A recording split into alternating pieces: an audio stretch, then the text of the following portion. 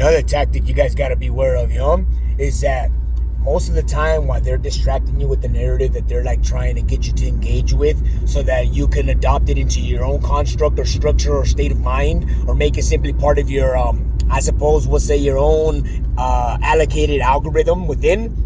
So essentially they engage with a narrative, but all the while, the only reason is because while you're engaged with the narrative, they're hoping that your mind might activate by one of those thoughts and begin a process of visualization. So that way, they can basically begin to have you visualizing in one direction and talking in another, At the end of the day, honestly, I've lived it through and through, and it feels very confusing, very disorienting, very agitating after a while, because it's like being asked to do the impossible. You do it, and all they ask you is just to do it again and again and again, and it's cool and all. You become awesome. You learn to live without validation or needing anybody to approve or even give you a pat on the back. But at the end of the day, you start to feel like, am I achieving all this just so you guys can broadcast it out into the world?